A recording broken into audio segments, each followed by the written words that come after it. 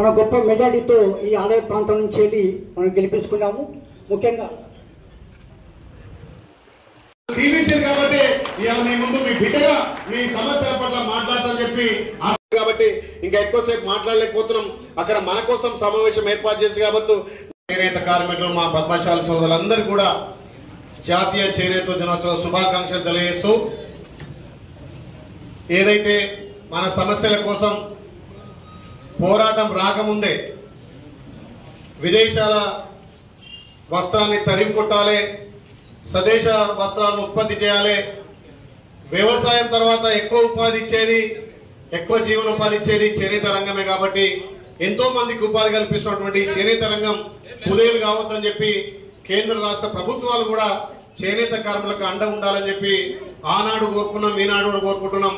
దానికి కాంగ్రెస్ పార్టీ కట్టుబడి ఉండి చేనేత కార్మికులకు అన్ని విధాలు అండ ఉంటుందని తెలియజేస్తూ ఈ రోజు ఇంత పెద్ద ఎత్తున చేనేత కార్మికులతో సమావేశం ఏర్పాటు చేస్తున్నటువంటి చేనేత కార్మిక సంఘం పెద్దలకు అదేవిధంగా అన్న పద్మశ్రీ అవార్డు గ్రహీత మల్లేష్ అన్న గారికి ప్రత్యేకంగా ధన్యవాదాలు తెలియజేస్తూ మా తప్పకుండా జిఎస్టీ రద్దు చేయడానికి మన కేంద్రం నుంచి రాష్ట్రం నుంచి ప్రతిపాదనలు పంపి ఏదైతే చేనేత కార్మికులను అన్ని విధాలు ఆదుకోవాలి. గత ప్రభుత్వాలు ఏమున్నా సిద్దిపేట, సిరిసిల్ల, గజ్వేల్కే ప్యాకేజీని తప్ప మన ఈ ప్రాంతంలో మొండి చేయి చూపించినాయి. దానికోసం మన గౌరవ ముఖ్యమంత్రి కూడా చేనేత కార్మికులకు పెద్దపీట వేయాలని ఏదైతే బతుకమ్మ చీరలు పేరున్నటువంటి 150 కోట్లను కూడా మన ప్రభుత్వం రాగానే విడుదల చేసి చేనేత కార్మికులకు ఆదుకున్నది మన ప్రభుత్వం. నిజంగా మన ప్రాంతం నుంచి ఒక పద్మశ్రీ అవార్డు వచ్చిందంటే ఈ ఆలయ ప్రాంతం కాదు, తెలంగాణకే వన్నె తెచ్చినటువంటి మన మల్లేశ్వరం నిజంగా మన ఆలయానికి ఒక ఆనిముత్యంగా మన గౌరవాన్ని పెంచి ఆలయం ప్రఖ్యాతి చేసింది కాబట్టి ఇలాంటి వాళ్లకు మన ప్రభుత్వం ప్రోత్సహించాలి. నిజంగా ఎంత అద్భుతం అంటే 6 గజాల చీరను అగ్గిపెట్టెలో తయారు చేసినటువంటి కళాకారులు మన చేనేత కళాకారులు. మరి ఇలాంటి వాళ్లకు ప్రభుత్వం ప్రోత్సహించాలి. ఇలాంటి వాళ్లకు సిద్దిపేట, సిరిసిల్ల, గజ్వేల్కి ఇచ్చినటువంటి ప్యాకేజీలు మనం కొట్లాడి తెచ్చుకోవాలి. ఆ రోజుల్లో ఆ ప్రభుత్వాలు మనం విస్మరించినాయి.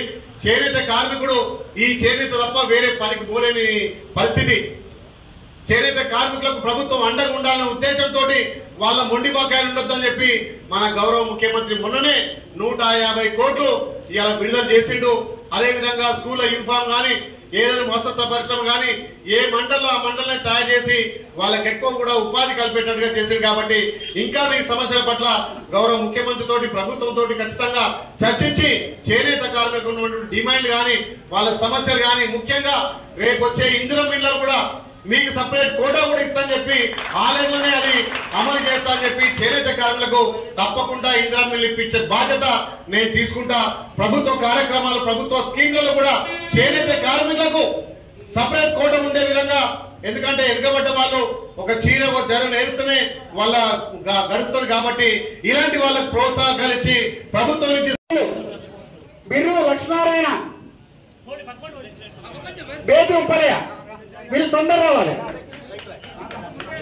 65 సంవత్సరాలు పైబడిన వాళ్ళని వీళ్ళని సన్మానిస్తూ ఈ జాతీయ చేనేత దినోత్సవ సందర్భంగా వృద్ధ చేనేత కార్మికులుగా వీళ్ళని గౌరవించి ఎమ్మెల్యే గారి చేతుల మీద సన్మానం జరుగుతుంది. అందరూ చప్పట్లతో ధన్యవాదాలు తెలియజేయాల్సిందిగా విజ్ఞప్తి చేస్తున్నాను. మళ్ళొకసారి మిస్ అయిన వాళ్ళందరూ వచ్చిరా?